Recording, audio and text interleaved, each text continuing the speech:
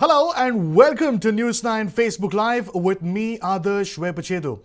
Today I will be speaking about how India's apex medical body, the Indian Council of Medical Research, has disallowed researchers from publishing full data on the Sero survey that was conducted across the country to understand the true extent of COVID-19 spread here in India.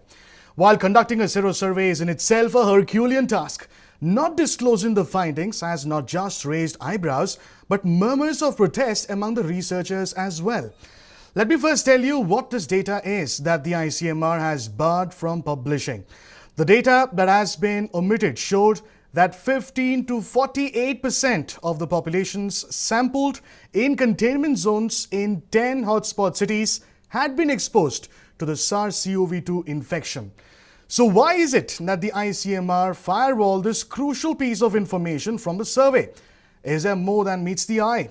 To answer these very questions, we have with us Dr. Trupti Gilada, infectious diseases physician, joining us live on the broadcast. Many thanks, Dr. Trupti, for speaking to us. My first question is an obvious one. Why is the ICMR really doing this? The researchers were apparently told that the council did not have approval to publish the findings from the hotspots. Is it that, or is it because the finding that 15 to 48% population in 10 hotspot cities has been exposed to the virus worrisome? So one thing that we know for sure is that the reason behind this is not scientific. It probably is some administrative, but it's definitely not scientific because in research or in science, keeping away certain part of the data from being published is against the research integrity. Correct. Or against science ethics. So if you're actually keeping certain part of the data out with whatever intentions it might be, it's just wrong.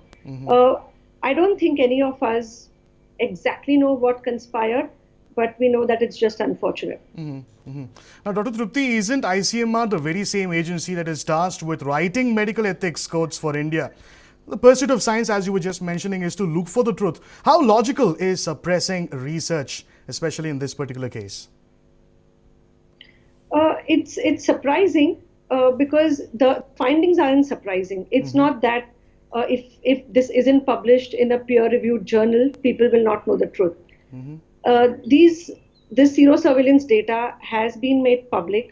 For example, in Mumbai, it was made public by the municipality itself that we really had a high sero surveillance, not just in the slums or containment zones, but also in general population.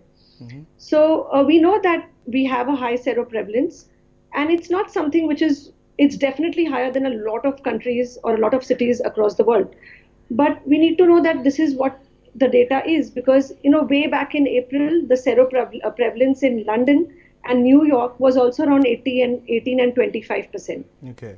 This is data from May and June, and Correct. it's 30% or 40% or 50%, which is fine. It's not that it's 1% or something.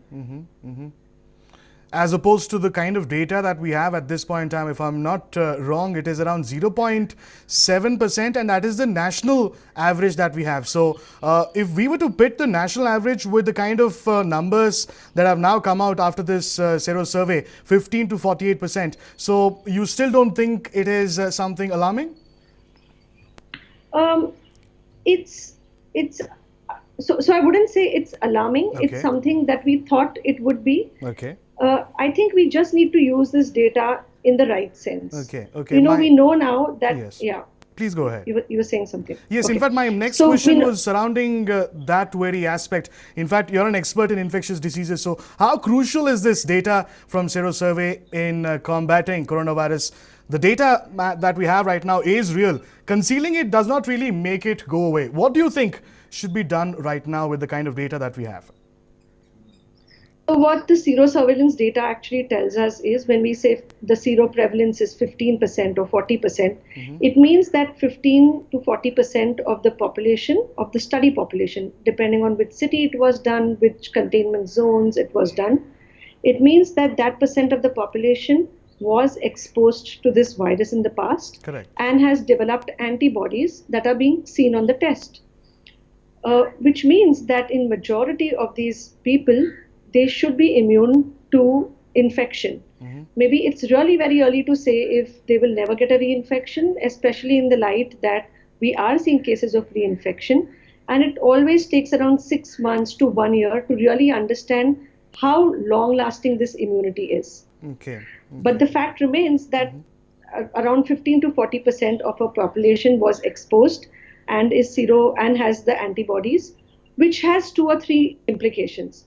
The first implication is that these were people who never had symptoms, so they didn't know that they had the disease, which is exactly what we're trying to tell people is it doesn't require a coughing or a sneezing person to make you think about masking or social distancing. Anyone around you who seems asymptomatic could be carrying the disease. And that's the reason why we really need to use this data to send out a very strong message of universal masking. Okay. Something that we still aren't doing in a big way. Okay, and especially with Unlock 4.0, we're really letting our guard down. So the big takeaway from the Sero survey, whether the data is out there or not, is that masking is the need of the hour. Many thanks, Dr. Trupti, for joining us and for taking home the point that masks are really the biggest weapon that we have against the coronavirus at this point in time. So there you have it. Our researchers have really carried out a survey. They've told us the extent of COVID-19 spread in hotspot cities. We really have the data, bottom line. The question is, how well will we utilize it?